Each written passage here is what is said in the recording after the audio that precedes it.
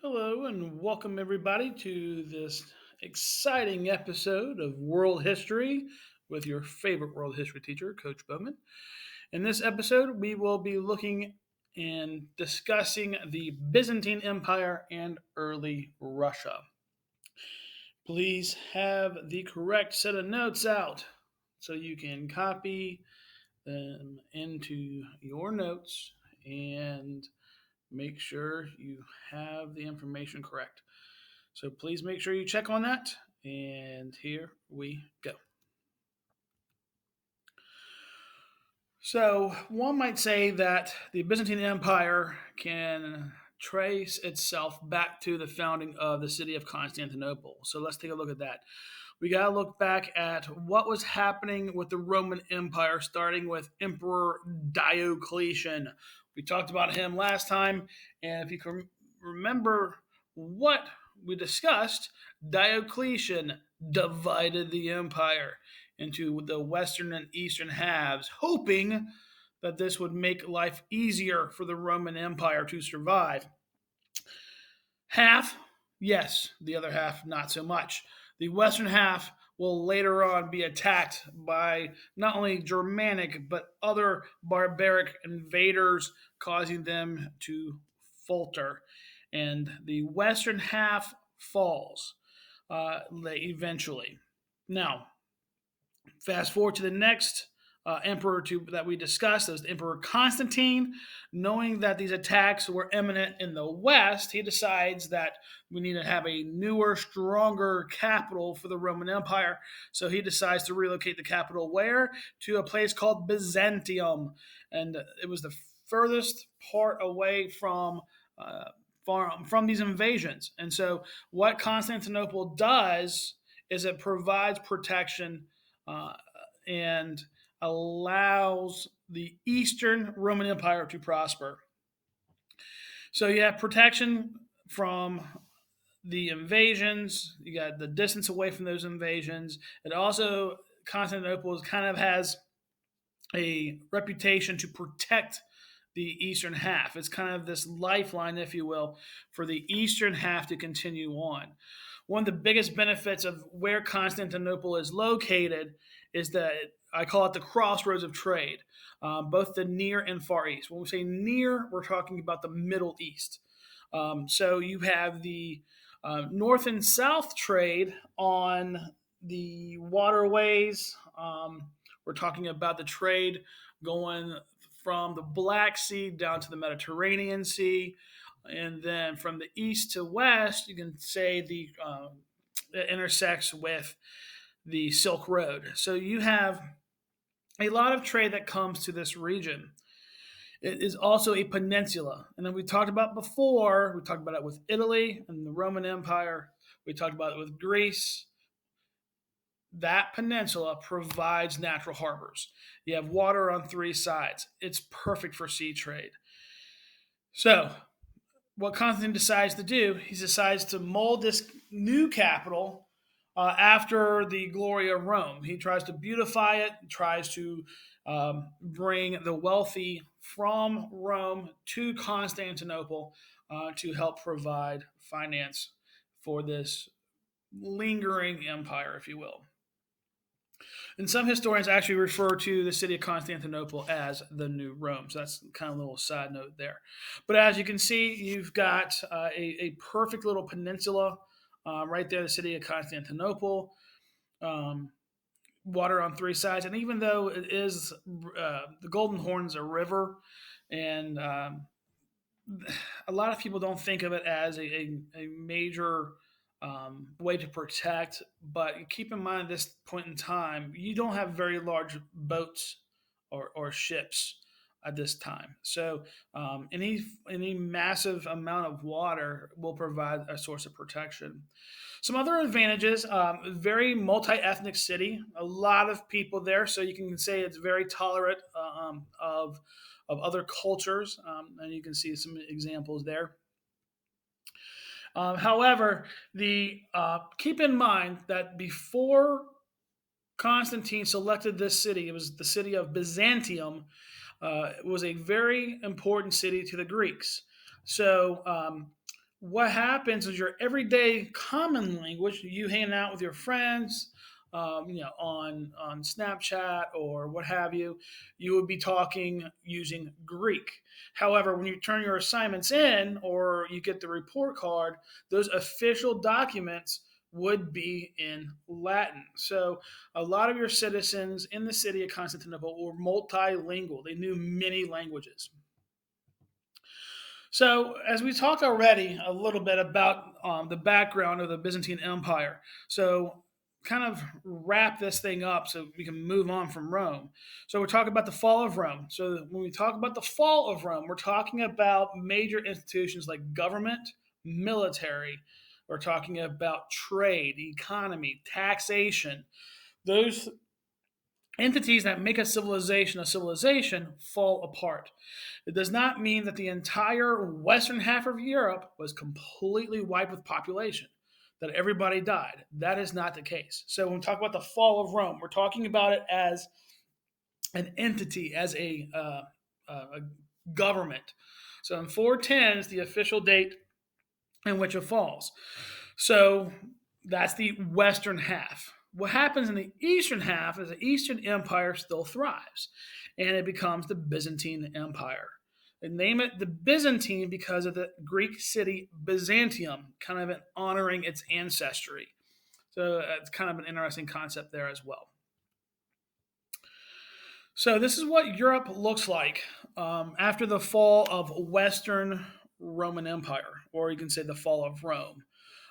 So very hodgepodge, kind of looks like a quilt with different colors to it.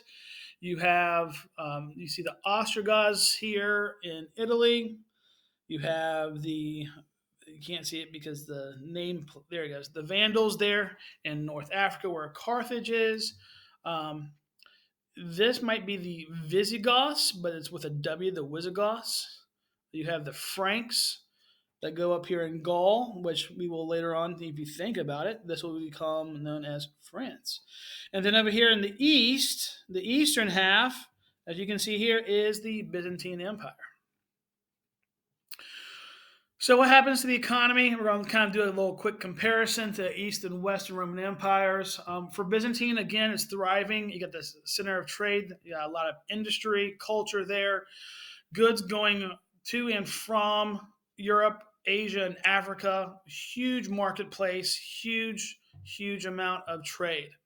In Western Europe, again, this is the Western Roman Empire, things fall apart. After Rome falls, there's no one to protect the trade routes, there's no one to prevent um, crimes and raids and things of that nature. So it's very purge esque, if you will. Again, there's no unifying government. So, what we're going to do is we're going to take a look at one of the key rulers of the Byzantine Empire, which is Justinian. Justinian ruled starting around 527 AD. We are no longer in BC now. So we're kind of on the upswing of the years.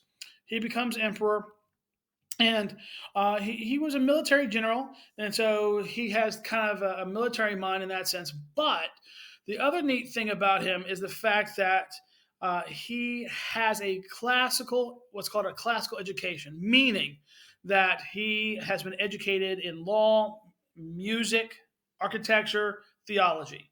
So think about what those things mean. Law, all right, so he knows how to read, obviously. Music, he has a sense of artistic sense. Architecture, he might be good with science and math. Theology is an interesting concept. It means religion. So he studied religion. So he has a philosophical side to him as well. And there he is. Take a quick look at his little bio,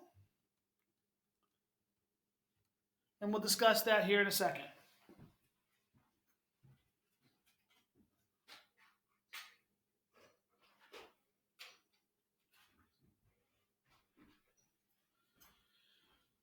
So Justinian is a very interesting individual. One of the things that kind of keeps him in power isn't necessarily his mind or achievements, but it's his wife, Theodora. Very interesting lady, stood by her man, if you will. But Don't let that fool you. She definitely ruled the roost, in my opinion, and we'll talk about her in a second. But with Justinian, his big thing is the fact that in that second bullet there, he brings back parts of the Roman Empire. His goal as emperor of the Byzantines was to try and go back to Western Europe and get these areas back. Specifically, as a Christian, he was a Christian. The most important city in the Christian faith at that time was the city of Rome, where the Pope lived. And so, to him, to have that city being ruled by barbarians um, was a huge issue for him. So he goes, he gets different parts of what was the Western Roman Empire. He doesn't get it completely, but he gets parts of it back. So in some aspects, he is successful in doing so. He does beautify. When we talk about beautifying a city, we are talking about cleaning it up. We're talking about bigger buildings. We're talking about bigger churches, better roads. And speaking of roads, he does expand trade. With him going and gaining more land for the Byzantine Empire, he does expand trade. And when you have a larger, as your empire grows larger, I should say, you need to make sure that your laws are written down. And that's what the word codified means. Codified means these laws are written down. And that law becomes known as the Justinian's Code. So, as I mentioned, his wife Theodora. And if you take a look back at not only this image, but the image in the previous slide of Justinian, these are both examples of a mosaic. We'll talk about more of what a mosaic is here in a little bit. But again, Theodora helped her husband out a lot with some decisions. She would go and have him change the laws about marriage because of the fact that she was of a lower status than he was. He couldn't go and marry her. So obviously, love conquered that law. And she also goes and allows causes Justinian to change the laws to allow women to own land. And this little guy popped off the screen. I'll read to you what it says. It says that she helped subdue a rebellion. Sorry about that, my mistake. But she helped stop a rebellion. She kind of talked to people from making more problems. All right, I gotta pause for a second.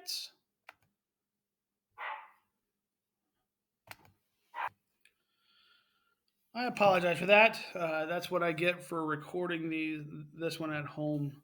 My dog was barking. Anyway, so let's go ahead and continue. So, as I mentioned, Justinian was trying to regain land, the land that was lost in the Western Roman Empire when the barbarians attacked those territories. And so, what he does is he goes and he sends out team after team after team of trying to get these areas back, and he is successful. Sorry about that. His army develops new tactics that help make his army strong, and one of those tactics was a secret weapon that's famous, known as Greek fire.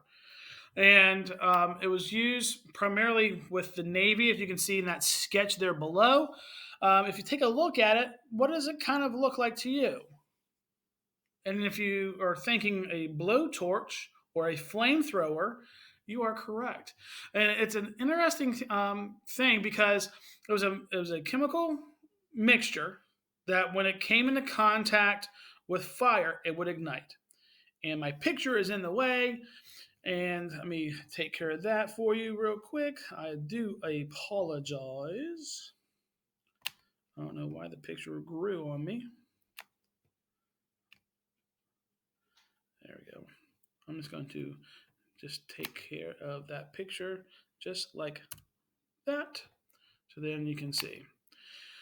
So the fascinating part about Greek fire is the fact that still to this very day, we don't know how the mixture was made.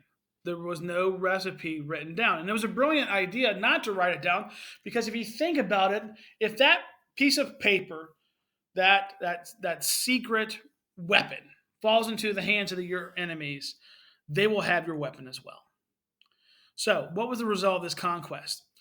So, what he does, what Justinian gains back, is he takes back Italy. Italy now is part of the Byzantine Empire.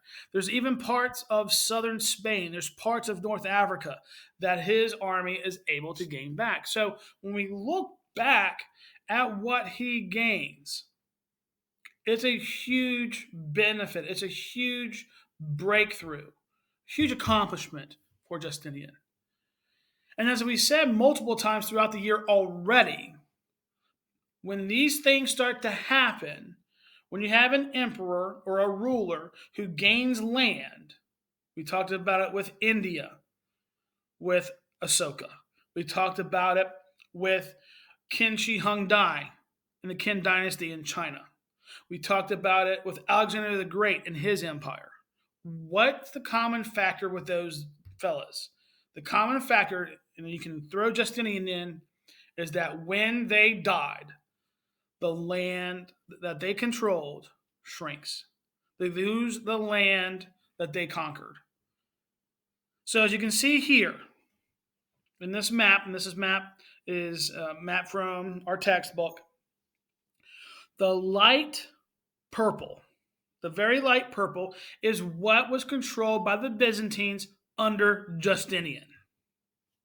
So as you can see, we're going from the Atlantic Ocean all the way to Jerusalem, to Egypt, that was controlled by the Byzantines.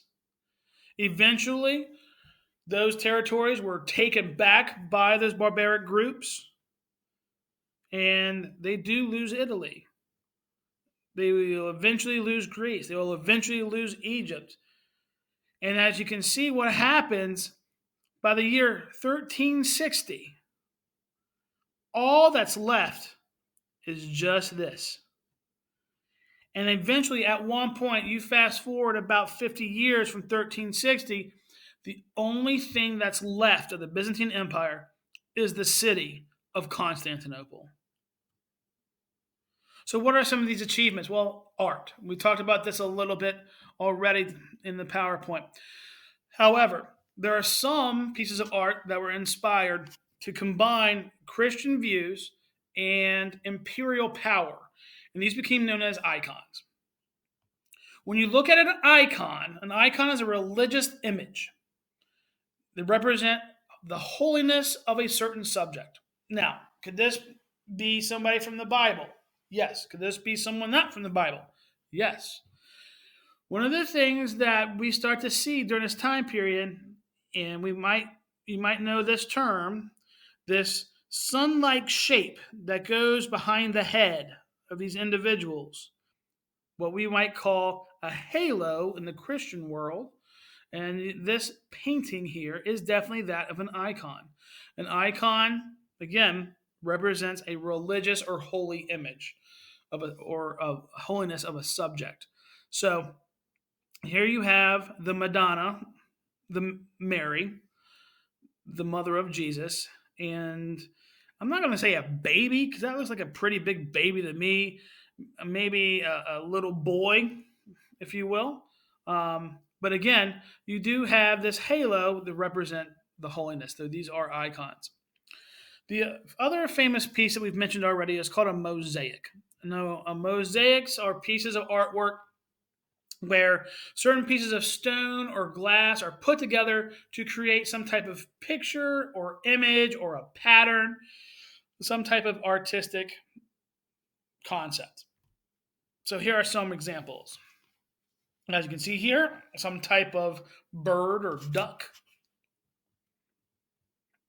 The ones that we've already looked at before. Again, you see the individual pieces of the stone forming all throughout. Whatever you want to form the cup, the guy to her assistant, Theodora herself. And if you look, this is not only a mosaic, kind of a double whammy here. We got a mosaic and, you guessed it, an icon. What starts to happen under Justinian is we start to see like I said, a combination of religious and imperial power mixing together. So the way I explain it to my students is, you think about this: if these two people, so we got Justinian and Theodore. This is a good one of Justinian. It looks like he got some chocolate pudding or chocolate ice cream and didn't wipe his face. But anyway, with these halos making this a holy image or an icon, there is some type of what's the best way to put it? Um, Fear, if you will, that if you don't do what the emperor or the empress says, that there's this holy punishment that's going to come upon you. So there's this tight connection with the fact of, hey, look, he's got a halo around his head. He must be holy. So there's something to think about with that. So, what are the beautiful works that Justinian did to try and beautify the city? Well, again, he had a lot of major construction projects throughout his empire.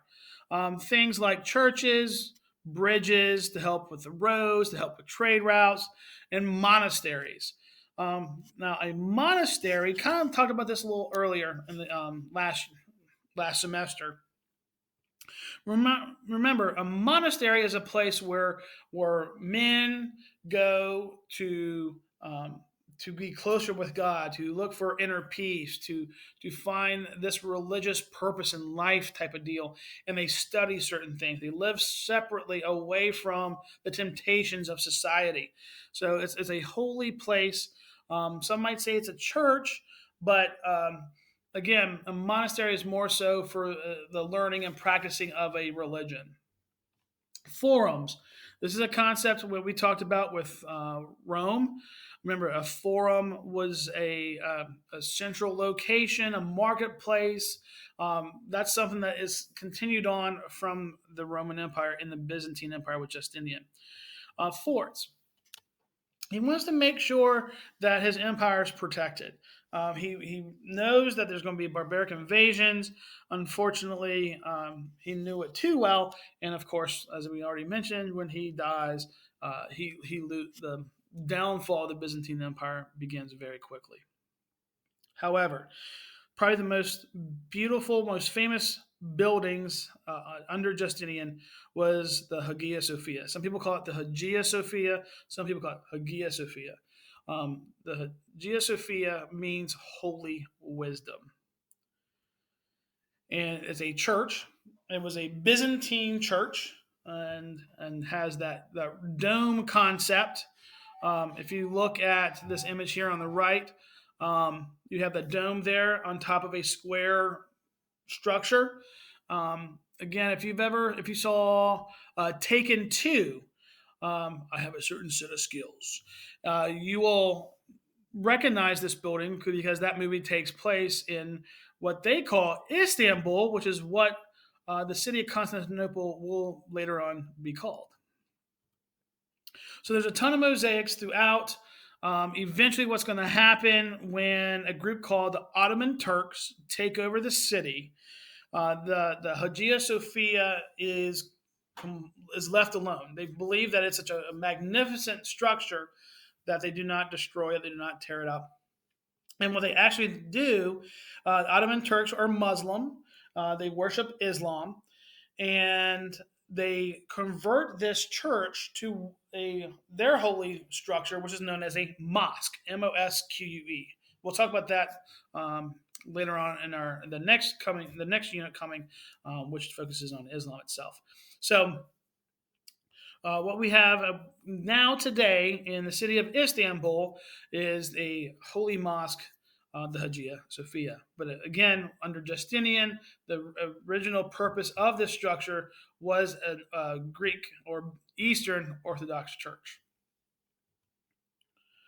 So there's a mosaic of the Hagia Sophia.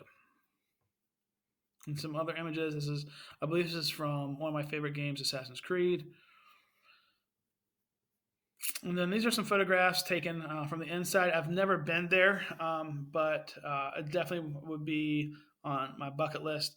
One of the things I do want to point out in this image, so you're on the inside looking up at that big dome. And if you look at these windows, if you notice what's so special about the windows, what piece of Roman architecture do you see in all the windows, all throughout the image?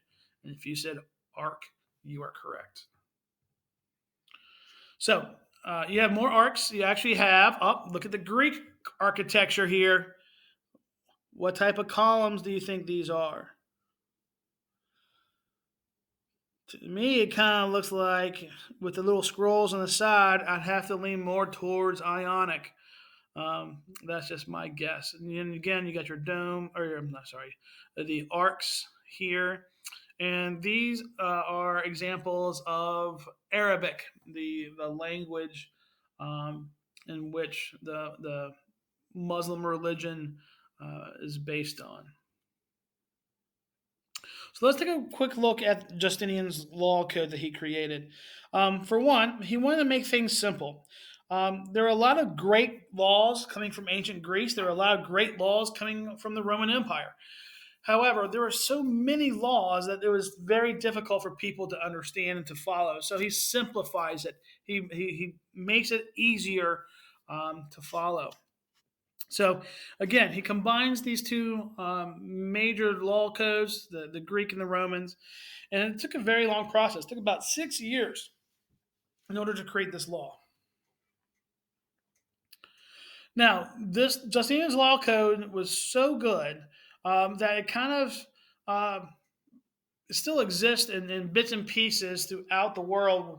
And we're looking at the fact that the idea of law of the land, kind of like the Constitution, is the law of the land for the United States. No matter where you are, the law of the land, wherever you are in the United States, that the Constitution protects you.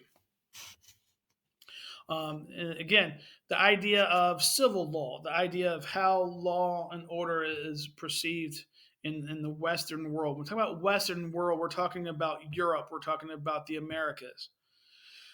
So if you look throughout the law codes throughout the world, we will notice that there are pieces of Justinian's laws found in German laws, laws in Italy and South Africa, as I mentioned, us, of course, here in the United States, and other countries as well. Now, this might be stretching it, but I like to throw this in there. The idea of the word justice coming from Justinian. Could it possibly be? I don't know, but it's a nice little stretch there. All right. Here's a big, big concept that's going to kind of blow your mind. So, what we're going to talk about now is what happens to the Christian church. 1054, big year. I don't talk a whole lot about years, so please pay attention to this one. It's called the Great Schism, which means permanent split. A split in the church occurs. And what happens is you have the Christian faith, right, Christianity, and in Rome, they start worshiping a certain way.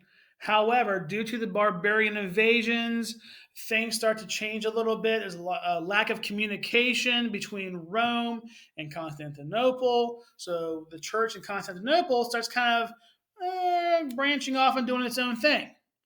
In turn, that creates a split in the Christian church, thus creating the two sections, or what's called sect, SECT, of Christianity.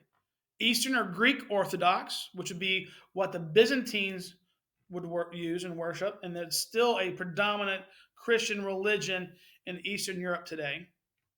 Then in Rome, you have the Roman Catholic Church. In Western Europe, it's a predominant religion. Anything with, especially talking about Spain, Italy, parts of Ireland, you have a lot of Central and South America that are predominantly Roman Catholic because the fact that Spain would go on to take those territories in the New World eventually and take their religion with them. So let's take a look at the two. So the Byzantine Christianity, known as the Greek or Eastern Orthodox Church, has the seat of power. When we say seat of power, we're talking about the city that has control. And then in this case, it's the city of Constantinople. During its church services, they used Greek as the language. The patriarch, those are one of your vocab words. All right, so the patriarch controlled the church affairs. So they were in charge of the Byzantine church.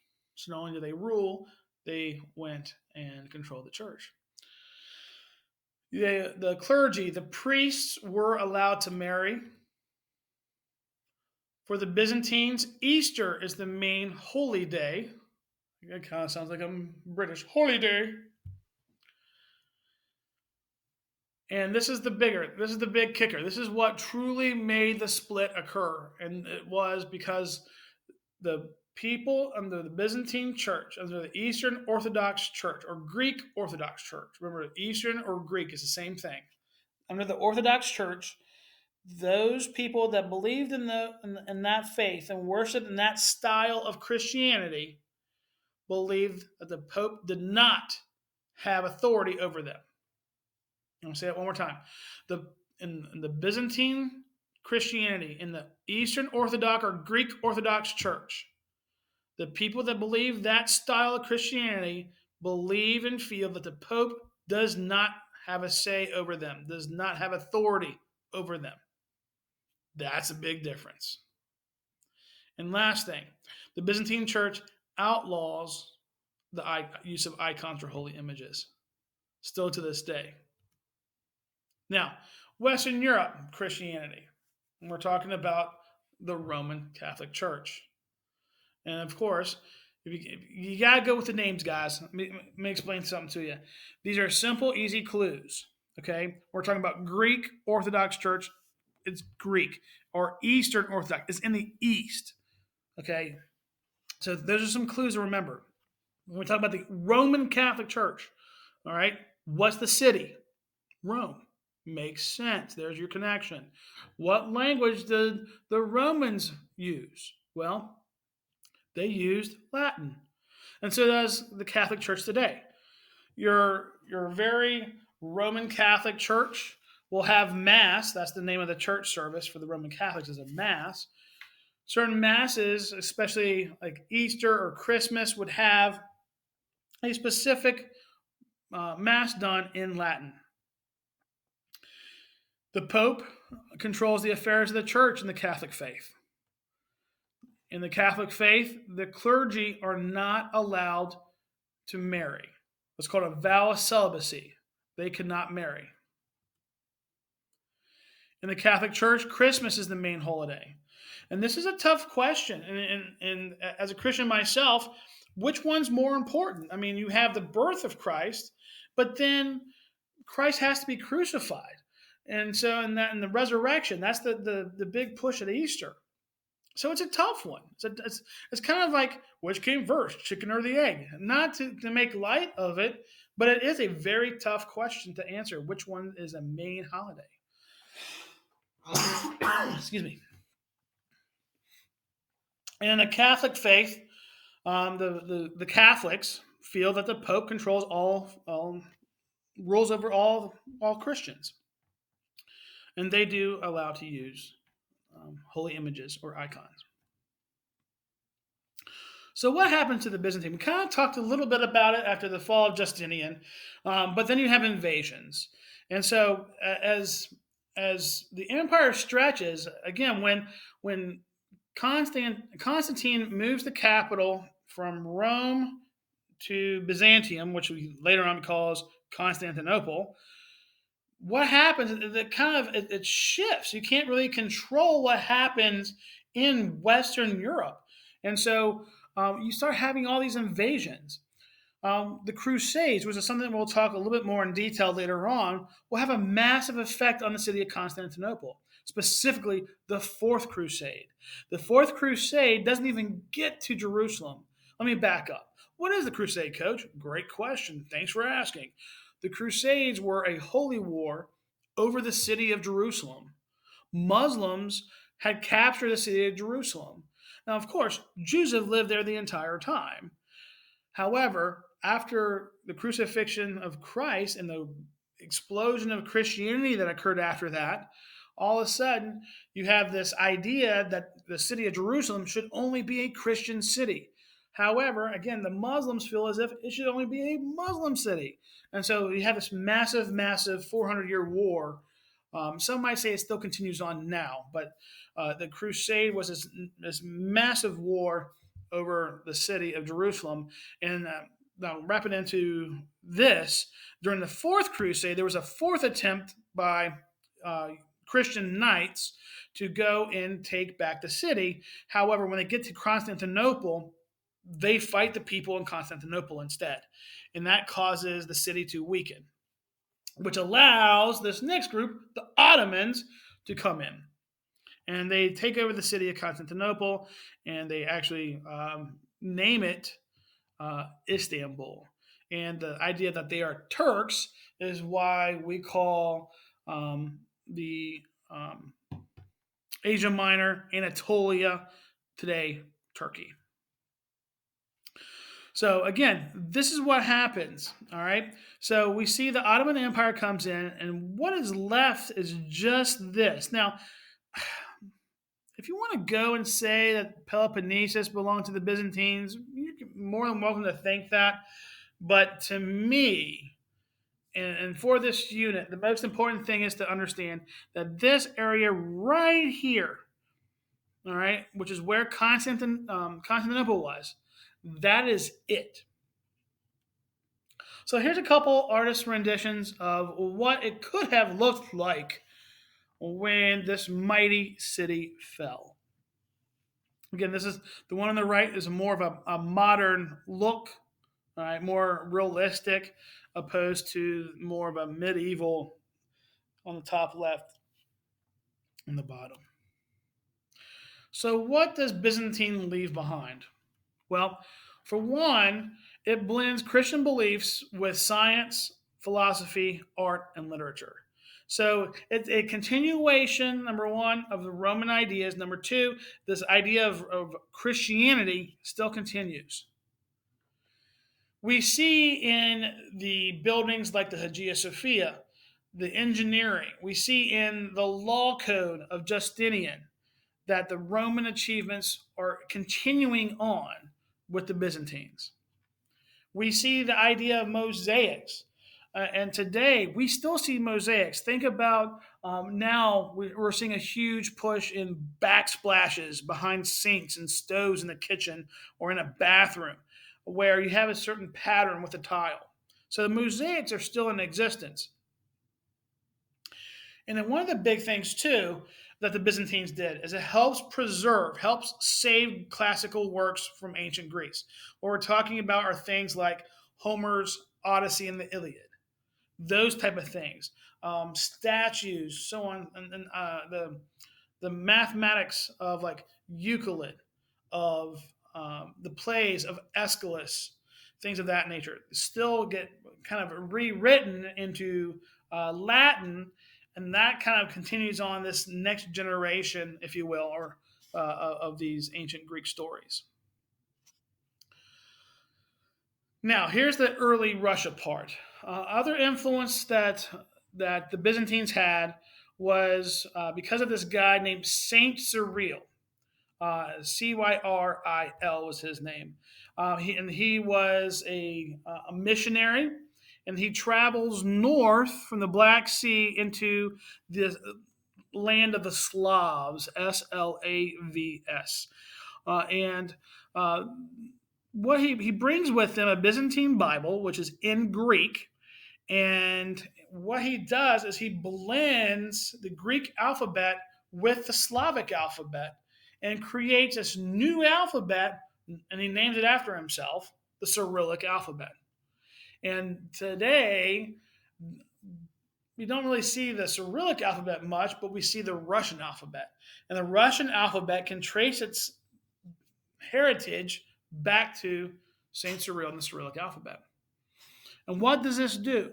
Well, this makes Christianity available to Russia, what would later on become Russia. The Vikings would eventually settle in this region. That would you read about that in the passages.